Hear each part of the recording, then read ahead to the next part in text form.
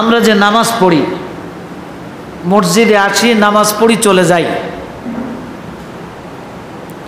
প্রতিটা কাজ করার আগে শেখার নিয়ম, ঠিক কিনা বলুন? কথা বলেন। আপনি যদি মাছের চাষ করেন, তাহলে মাছের চাষের যে সঠিক পদ্ধতি তা আপনাকে জানতে হবে। যেখানে মাছ চাষ করবেন সেই মাটি শুদ্ধ আছে কিনা, ভালো আছে কিনা, এটা আপনাকে পরীক্ষা করতে হবে। প্রয়োজনে আপনাকে সার দিতে হবে, প্রয়োজনে কীটনাশক আপনাকে দিতে হবে। মাছ ছাড়ার আগে আপনি পানি দিবেন, পানিটা বিশুদ্ধ পানি, পরিষ্কার পানি, স্বচ্ছ পানি, মাছের জন্য উপযোগী পানি আপনাকে ওই জায়গায় দিতে হবে। পানি যদি শুদ্ধ না হয়, বিশুদ্ধ না হয়, ভালো না হয়, ওই পানিতে যদি মাছ ছাড়া হয়, মাছ কি বাঁচবে? কথা বলুন, বাঁচবে না। তাহলে মাছের চাষের জন্য আপনাকে বিশুদ্ধ পানি দিতে হবে, ভালো পানি দিতে হবে, এরপরে মাছ ছাড়তে হবে। যেমন মাছ আপনি ছাড়বেন, তেমন মাছের জন্য আবার খাদ্য রয়েছে। মাছ যদি ছোট হয়, ছোট মাছের জন্য খাদ্য আলাদা, বড় মাছের জন্য খাদ্য আলাদা। গলদা চিংড়ি, বাগদা চিংড়ি মাছ, এই চিংড়ি চাষের জন্য আলাদা পদ্ধতিতে তাদেরকে চাষ করতে হয়। চিংড়ি মাছের যে খাবার, ওই খাবার আপনাকে দিতে হবে। তো মাছ চাষের জন্য আপনাকে প্রশিক্ষণ দিতে হবে, আপনাকে শিখতে হবে। এরপরে মাছের চাষ করলে আপনি লাভবান হতে পারবেন, ঠিক কিনা বলুন? আপনি চাষাবাদ করবেন, ধানের চাষ, জমিনে যত আগাছা রয়েছে এগুলো আপনাকে পরিষ্কার করতে হবে, চাষ করতে হবে, প্রয়োজন মতো সার দিতে হবে, পানি দিতে হবে। এরপরে আপনি ধান রোপণ করবেন। সুন্দর সুষ্ঠুভাবে যখন আপনি ধান রোপণ করবেন, এরপরে প্রয়োজন মতো আবার কীটনাশক দিতে হবে, ঔষধ দিতে হবে, স্প্রে করতে হবে, সার দিতে হবে। ধান চাষের নিয়ম পদ্ধতি আপনি যদি না জানেন, যে জানে তার ধান যেমন সুন্দর হবে, ভালো হবে। আপনি জানেন না, আপনার ধানটা ভালো হবে না। সময় মতো যদি আপনি কীটনাশক দিতে না পারেন, স্প্রে করতে না পারেন, সার দিতে না পারেন, পানি দিতে না পারেন, তাহলে আপনার ধান হবে না।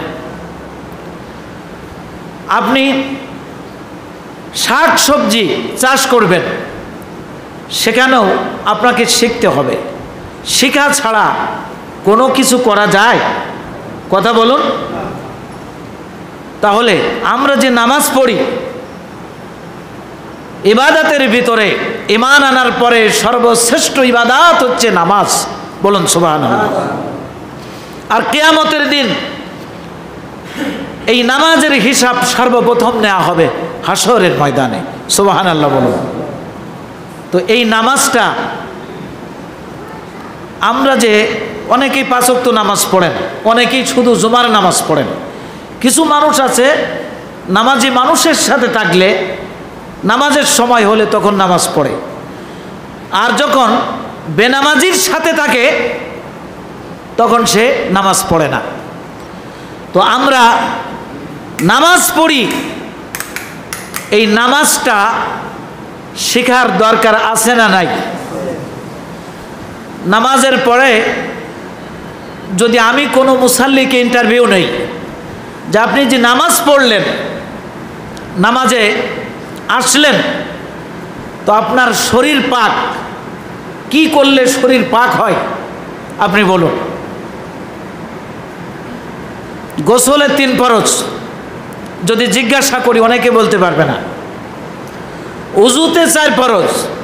সূরা মাইদার প্রথমেই আল্লাহ তাআলা উজুর চারটি যে ফরজ আছে এটা কোরআনে আল্লাহ নাজিল করেছেন, সুবহানাল্লাহ বলো।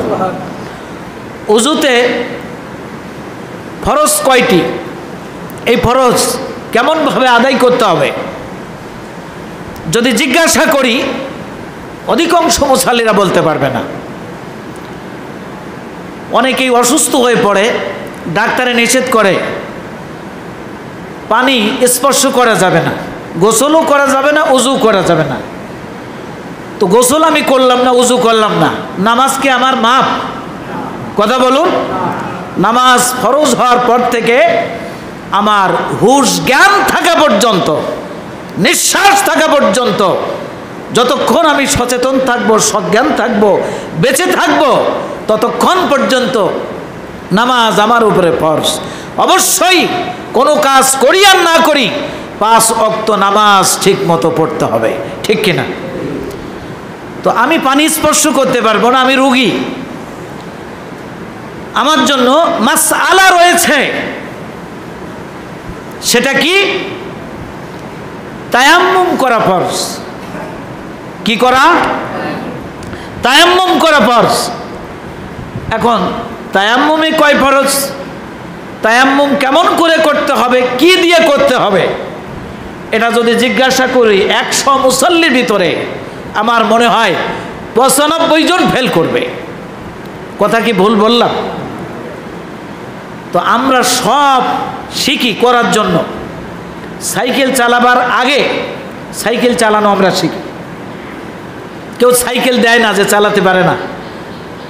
দাদার সাইকেল যদি পোতা নেয়, নানার সাইকেল যদি নাতি নেয়, বলে রাখ, তুই সাইকেল চালাতে পারিস না, সাইকেল উঠলে তুই পড়ে যাবি, সাইকেলের ক্ষতি হবে, ঠিক কিনা? যে মোটর সাইকেল চালাতে পারে না, বাইক চালাতে পারে না, কেউ মোটর সাইকেল তার হাতে দেবে না, ও তো চালাতে পারে না, তাকে আগে শিখতে হবে। চাকরি করার জন্য লেখাপড়া শিখতে হয়। ব্যবসা করতে গেলেও লেখাপড়া না জানলে, হিসাব না করতে পারলে সঠিকভাবে ব্যবসা করা যায় না, ঠিক কিনা বলো?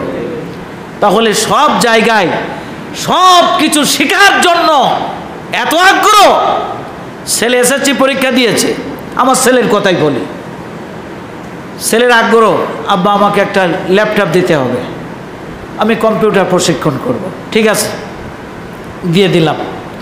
শেখাবার জন্য আগ্রহ, শেখার জন্য স্টুডেন্ট যারা, ছাত্রছাত্রী যারা, তাদের এত আগ্রহ।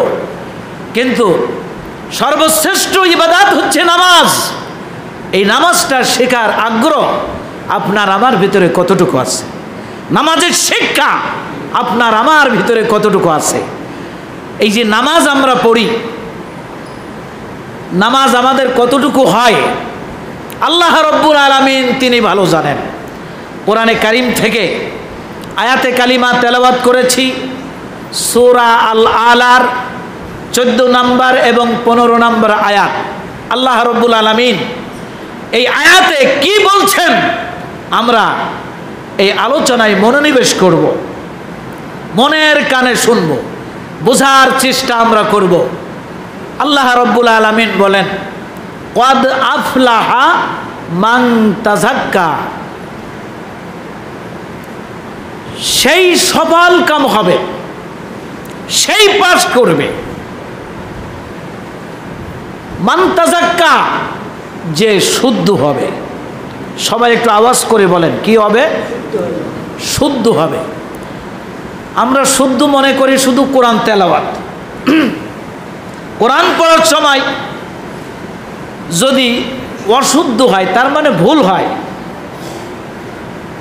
সঠিকভাবে পড়তে না পারে, তখন আমরা কি বলি? তোমার শুদ্ধ হচ্ছে না, তোমার ভুল হচ্ছে। আমার আল্লাহ কি বলছেন? ক্বাদ আফলাহা, সেই সফল কাম হবে, সেই সফলতা অর্জন করবে, সেই পাস করবে। মান তাযাক্কা, যে শুদ্ধ হবে। তো মানুষ আবার শুদ্ধ হবে কি করে? এটা কঠিন কথা। আমি যদি প্রশ্ন করি আপনাদের কাছে, আপনারা অনেক জ্ঞানের অধিকারী, অনেক জ্ঞান আপনাদের আছে, সংসার পরিচালনা করার জ্ঞান আছে, ব্যবসা করার জ্ঞান আছে, চাকরি করার জ্ঞান আছে, অর্থনীতির জ্ঞান আছে, সমাজনীতির জ্ঞান আছে, রাজনীতির জ্ঞান আছে, আপনারা সবই করেন। আমি যদি প্রশ্ন করি, আমার আল্লাহ বলেছেন মান তাজাক্কা, যে শুদ্ধ হয়। তো মানুষ শুদ্ধ হয় কি করে? তাজাক্কা, যে তাজকিয়া করে, যে তার নফসকে, যে তার কল্পকে, যে তার অন্তঃকরণকে বিশুদ্ধ করতে পেরেছে, আল্লাহ রাব্বুল আলামিন বলছেন ওই ব্যক্তি সফলতা অর্জন করবে, সফল কাম হবে, পাশ করবে। সুবহানাল্লাহ। কেন অন্তরের কথা আল্লাহ তাআলা বললেন? তাজকিয়া, বিশুদ্ধ অন্তঃকরণ যার আছে সেটাই হচ্ছে, ওই মানুষটাই হচ্ছে শুদ্ধ। তাই আল্লাহ তাআলা বলেছেন কদ আফলাহা মান তাজাক্কা, সেই ব্যক্তি সফল কাম হবে যে মান তাজাক্কা, যে শুদ্ধ হয়। আমরা কি শুদ্ধ? কথা বলুন, আমরা শুদ্ধ না। এরপরে আল্লাহ তাআলা কি বলছেন? নামাজ আগে বলেননি, খেয়াল করেন, আমার দিকে তাকান। গুরুত্বপূর্ণ আলোচনা।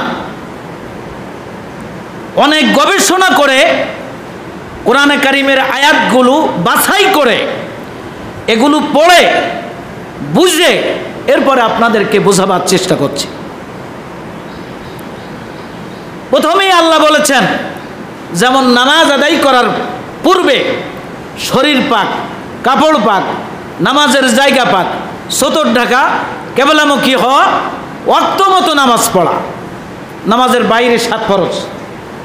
যদি আপনার শরীর পাক না থাকে, আপনি জুমার 2 রাকাত ফরজ নামাজ নয়, জুমার আজানের পর থেকে সন্ধ্যা পর্যন্ত একটানা নামাজ পড়বেন, আপনার নামাজ আল্লাহর দরবারে কবুল হবে?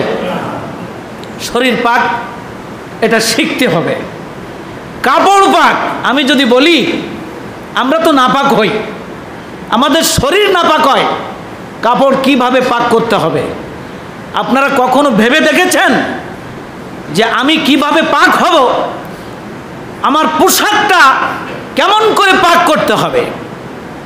আল্লাহ তাআলা বলছেন নামাজ আদায় করার পূর্বে যেমন তোমার শরীর পাক করা ফরজ, কাপড় পাক করা ফরজ, যেখানে নামাজ পড়বা ওই জায়গাটা পাক থাকা ফরজ। ঠিক কিনা বলুন? ওয়াক্ত মতো নামাজ পড়তে হবে। আপনি আপনার ইচ্ছা মতো ঘুম থেকে উঠে নামাজ পড়তে পারবেন না, কারণ সূর্য উদয়ের সময় নামাজ পড়া হারাম। দ্বীপ্রহার, ঠিক সূর্য যখন মাথার উপরে থাকবে, সোজা থাকবে, তখন নামাজ পড়া হারাম, নিষেধ। আর যখন সূর্য অস্তমিত হবে, সূর্য ডুবে যাবে, ডুবার সময় নামাজ পড়া হারাম। নামাজ পড়া ভালো মনে করে যখন সূর্য উঠতেছে ওই সময় আপনি নামাজ পড়লে নামাজ কি হবে? বুঝে থাকলে কথা বলেন, নামাজ হবে? আপনি নামাজ পড়া ভালো মনে করে, নামাজ পড়া ভালো কাজ, দ্বীপ্রহার সূর্য মাথার উপরে আছে, আপনি নামাজ পড়লেন, আপনার নামাজ হবে? নামাজ তো হবে না, আরো গুনাহ হবে। কি হবে? নামাজ পড়লে সওয়াব হয়, নামাজ পড়লে গুনাহ হয়, একই নামাজ। তার মানে আপনার ইচ্ছা মতো নামাজ পড়লে হবে না। নামাজ যিনি ফরজ করে দিয়েছেন তার ইচ্ছায় নামাজ পড়তে হবে। ঠিক কিনা? সূর্য ডুবে যাচ্ছে, ওই সময় আপনি নামাজ পড়লেন, নামাজ তো হবে না, সবের পরিবর্তে আপনার গুনাহ হবে। তো কোরআনে কারিম সূরা আল আলার 14 নম্বর আয়াতে আল্লাহ বললেন কদ আফলাহা মান তাজাক্কা, সেই সফলতা অর্জন করবে, সেই ব্যক্তি সফলকাম হবে যে শুদ্ধ হয়। কি হয়? তার মানে এই অন্তরে কোনো শিরক থাকলে হবে না, কুফরি থাকলে হবে না, হিংসা থাকলে হবে না, অহংকার থাকলে হবে না। এই অন্তরটা বিশুদ্ধ অন্তঃকরণ যখন হবে তখন একটা মানুষ শুদ্ধ, এটা প্রমাণ হবে। তাহলে আপনি আমি কতটুকু শুদ্ধ অন্তরের কাছে প্রশ্ন করলেই বলে দেবে। একজন সাহাবী এসেছেন রাসূল করিম সাল্লাল্লাহু আলাইহি ওয়াসাল্লামকে লক্ষ্য করে বললেন, ইয়া রাসূল আল্লাহ, ইয়া হাবিব আল্লাহ, হুজুর, ভালো এবং মন্দ এই দুইটা জিনিসকে আপনি আমাকে বুঝিয়ে বলুন, অভিহিত করুন, আমাকে জানিয়ে দিন। রাসূল করিম সাল্লাল্লাহু আলাইহি ওয়াসাল্লাম বললেন, ওগো আল্লাহর বান্দা, এটাও সহিহ হাদিস, শাহাদাত আঙ্গুল, আমার দিকে তাকান, মধ্যমা আঙ্গুল, 2 আঙ্গুল আল্লাহর নবী একত্রিত করে কলবের উপরে মারলেন, স্তনের 2 আঙ্গুল নিচে, এখানেই আঙ্গুল মেরে নবীজি বললেন, তোমার মনের কাছে জিজ্ঞাসা করো। আবার 2 আঙ্গুল একসঙ্গে করে একইভাবে বললেন, তোমার মনের কাছে জিজ্ঞাসা করো। 3 বার বললেন, আল্লাহর নবী, আমার কাছে জিজ্ঞাসা করা লাগবে না, ওগো আল্লাহর বান্দা, আল্লাহ যে তোমার অন্তঃকরণ দিয়েছেন, এই অন্তরের কাছে, তোমার মনের কাছে জিজ্ঞাসা করো, কোন কাজটা ভালো আর কোন কাজটা খারাপ, তোমার মন তোমাকে বলে দেবে। ঠিক কিনা? জোরে বলেন ঠিক কিনা? এমন কোনো মানুষ আছে যে ভালো মন্দ বোঝে না? যদি কেউ দেখে পায়খানা রাস্তায় পড়ে রয়েছে, তা থেকে অনেক দূর থেকে যাবে। 1 হলো দুর্গন্ধ, 2 হলো সেটা নাপাক, খারাপ জিনিস, এ থেকে আমাকে দূরে থাকতে হবে। পায়খানা থেকে মানুষ দূরে থাকে, কিন্তু সুদ খাওয়া পরিষ্কারভাবে আল্লাহ তাআলা নিষিদ্ধ ঘোষণা করেছেন। ইয়া আইয়ুহাল্লাযীনা আমানুত্তাকুল্লাহ, হে ঈমানদার ব্যক্তিগণ, তোমরা আল্লাহকে ভয় করো। ওয়াজারু মা বাকিয়া মিনার রিবা, এবং সুদকে পরিত্যাগ করো, ছেড়ে দাও। ইন কুনতুম মুমিনিন, যদি তোমরা মুমিন হয়ে থাকো। তার মানে যদি কেউ বলে আমি মুমিন, তাহলে সে সুদের কাছে যেতে পারবে না, সুদ খেতে পারবে না, সুদ দিতে পারবে না, সুদের সাক্ষী হবে না, সুদের লেখক হবে না। এই 4 শ্রেণীর মানুষ সমানভাবে অপরাধী। তো আজ আমরা নিজেকে মুমিন বলে দাবি করি, অথচ সব বুঝি, বোঝার পরেও যাদের মাথায় টুপি আছে, যাদের মুখে দাড়ি আছে, যারা সুন্নতি লিবাস পরে, যারা নামাজ পড়ে, রমজান মাসে রোজা রাখে, এ ধরনের বহু আমলকারী আল্লাহর বান্দা বান্দিরা সুদের সাথে সম্পৃক্ত, জড়িত। ঠিক কিনা বলুন? সুদ খাওয়া হালাল না হারাম? আল্লাহর নবী বললেন, ওগো আল্লাহর বান্দা, আমার কাছে প্রশ্ন করেছো কেন? মনের কাছে প্রশ্ন করো, তোমার মন বলে দিবে কোনটা হালাল, কোনটা হারাম, কোনটা বৈধ আর কোনটা অবৈধ, কোনটা ভালো আর কোনটা খারাপ। মনের কাছে জিজ্ঞাসা করলে তোমার মন বলে দিবে। ঠিক কিনা বলো? আল্লাহ তাআলা বলছেন, সেই সফল কাম হবে যে শুদ্ধ হয়, শুদ্ধ হয়েছে। তার মানে মিথ্যা কথা বলা থেকে, চুরি করা থেকে, ডাকাতি করা থেকে, সন্ত্রাসী করা থেকে, চাঁদাবাজি করা থেকে, শিরক থেকে, কুফর থেকে, হিংসা থেকে, অহংকার থেকে, নানা ধরনের অন্যায় অশ্লীলতা থেকে, খারাপি কাজ থেকে যে পরিষ্কারভাবে তার অন্তরকে সাফ রেখেছে, পরিষ্কার রেখেছে, অন্তরে জায়গা পায় না হিংসা, অন্তরে জায়গা পায় না অহংকার, অন্তরে জায়গা পায় না শিরক কুফর, ওই অন্তরটাই হচ্ছে শুদ্ধ। তার মানে ওই মানুষটাই শুদ্ধ। সুবহানাল্লাহ। তো এমন মানুষ সমাজে খুঁজে তো পাওয়া যাবে নাকি? 100-র মধ্যে কয়জন পাওয়া যাবে? আর কিয়ামতের দিন কি হবে? ইয়াউমা লা ইয়ানফাউ মালু ওয়ালা বানুন ইল্লা মান আতাল্লাহা বিকলবিন সালিম। কিয়ামতের দিন ওই ব্যক্তি নাজাত পাবে যে বিশুদ্ধ অন্তঃকরণ নিয়ে আল্লাহর সামনে হাজির হবে। সুবহানাল্লাহ। ইয়াউমা মানে কিয়ামতের দিন, হাসরের ময়দান। কিয়ামতের দিন অর্থ সম্পদ আর সন্তান সন্ততি কারো কোনো উপকারে আসবে না। ইল্লা মান আতাল্লাহ বিকলবিন সালিম, একমাত্র কিয়ামতের দিন ওই ব্যক্তি নাজাত পাবে, মুক্তি পাবে, পরিত্রাণ পাবে যে বিশুদ্ধ অন্তঃকরণ নিয়ে আল্লাহর সামনে হাজির হবে। তাহলে কিয়ামতের দিন আমাদের নাজাতের উপায় নেই, কারণ আমাদের ভিতরে রয়েছে হিংসা, অহংকার, দিমাগ, আমিত্ব, বরত্ব, প্রভুত্ব। বলুন নাউজুবিল্লাহ। আল্লাহ তাআলা সূরা আলার 15 নম্বর আয়াতে এবার বলছেন, ওয়া যাকারা ইসমা রাব্বিহি ফাসাল্লা। আগে কি বলেছেন? নামাজের আগে তোমাকে শুদ্ধ হতে হবে। তোমার যেমন শরীর পাক করা লাগবে, অবশ্যই কাপড় পাক করা লাগবে, পাক পবিত্র জায়গায় অবশ্যই যেমন নামাজ পড়া লাগবে। তো নামাজের আগে আল্লাহ বলছেন তোমার অন্তরকে শুদ্ধ করতে হবে। মান্তা ঝাক্কা, এরপরে ওয়া যাকারা ইসমা রাব্বিহি ফাসাল্লা। বলেন আল্লাহু আকবার। ওয়া যাকারা ইসমা রাব্বিহি ফাসাল্লা। ওয়া যাকারা ইসমা, তোমার রবের স্মরণ করো। আগে পবিত্র হও, অন্তরকে খাঁটি করো, বিশুদ্ধ অন্তঃকরণ তৈরি করো।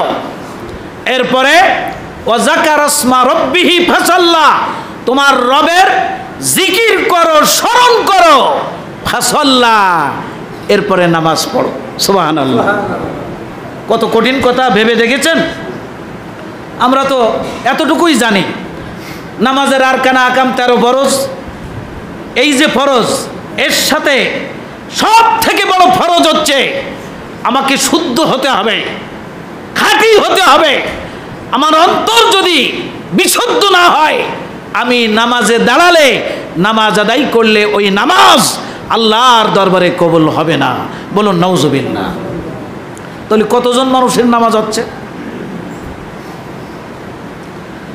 হাদিস তেলাওয়াত করেছি, وقال رسول الله صلى الله عليه وسلم ألا إن في الجسد مضغة إذا صلحت صلح الجسد كله وإذا فسدت فسد الجسد كله ألا وهي القلب। رسول كريم সাল্লাল্লাহু আলাইহি ওয়াসাল্লাম সাহাবীদেরকে একত্রিত করেছেন। সাহাবা আজমাইনগণ, আল্লাহ রসুলের সামনে আপনারা যেভাবে বসেছেন, আমার দিকে তাকায় এভাবে বসে রয়েছেন। নবীজি বললেন, সাহাবীরা শোনো, মানব দেহের ভিতরে, মানুষের শরীরের ভিতরে এমন একটি মাংস টুকরা রয়েছে, মাংস পিণ্ড রয়েছে। ওই মাংসের টুকরাটা যদি ভালো হয়, তাহলে মাথা থেকে পা তলা পর্যন্ত সমস্ত শরীরটা তার ভালো। সুবহানাল্লাহ। আর যদি ওই মাংসের টুকরাটা যদি খারাপ হয়, নষ্ট হয়ে যায়, তাহলে মাথা থেকে পা পর্যন্ত অঙ্গ প্রত্যঙ্গ সব তার নষ্ট হয়ে যাবে। তোমরা কি জানো? নবীজি প্রশ্ন করলেন, সাহাবীরা তোমরা কি জানো মানুষের দেহের ভিতরে যে মাংসের টুকরাটা রয়েছে, ওই মাংসের টুকরাটা ভালো হলে সমস্ত শরীর ভালো, অল বডি ভালো। আর যদি ওই মাংসের টুকরাটা খারাপ হয়, তাহলে সমস্ত দেহ, তার বডিটাই সব খারাপ। তোমরা কি জানো সেই মাংসের টুকরাটা কি?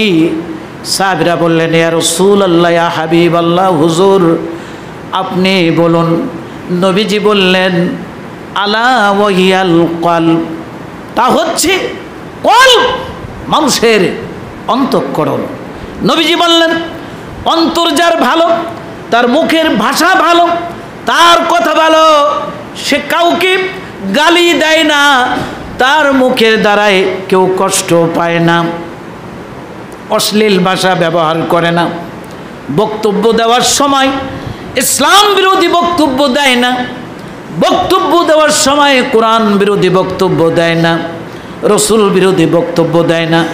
যার অন্তর ভালো তার মুখের কথা ভালো, সুবহানাল্লাহ।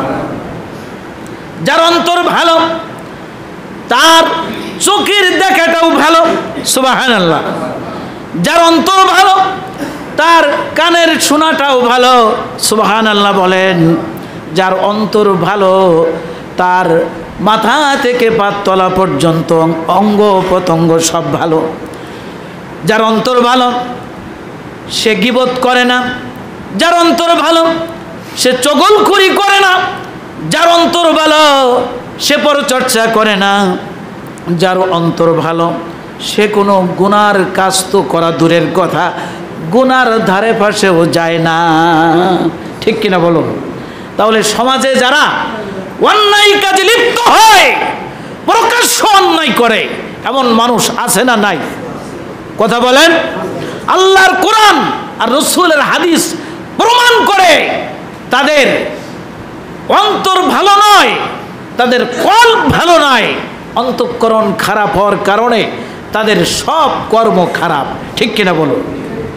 সম্মানিত হাজিরিন, সংক্ষিপ্ত সময়ের ভিতরে কোরআন এবং হাদিসের আলোকে যা আলোচনা করা হয়েছে, আল্লাহ রব্বুল আলামিন আমাদেরকে বোঝার এবং আমল করার তৌফিক দান করুন, বলুন আমিন। ওয়া আখিরু দাওয়ানা আনিল হামদুলিল্লাহি রাব্বিল আলামিন। আসসালামু আলাইকুম ওয়া রাহমাতুল্লাহি ওয়া বারাকাতুহু।